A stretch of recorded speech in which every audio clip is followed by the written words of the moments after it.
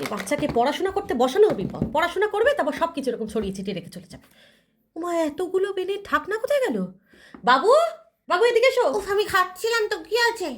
এই যে এতগুলো পেন খোলা পড়ে আছে, এগুলো কালি তো এদিক ওদিক লেগে নষ্ট হচ্ছে, এগুলো ঢাকনা কোথায়? তুমি কি করে জানবো? এদিক ওদিকে কোথাও থাকবে, খোঁজো, পেয়ে যাবে।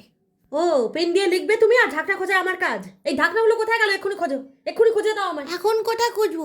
এগুলো ঢাকনা নেই তো, এগুলো ঢাকনা হারিয়ে গেছে। এগুলো ঢাকনা হারিয়ে গেছে? কোথায় হারিয়েছে শুনি? ওই যে স্কুলে হারিয়ে গেছে।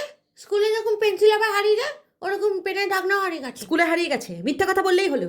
স্কুলে তুমি পেন নিয়ে যাও যে পেনের ঢাকনা হারাবে? তাহলে আমি জানি না, বাড়িতেই কোথাও হারিয়ে গেছে হবে।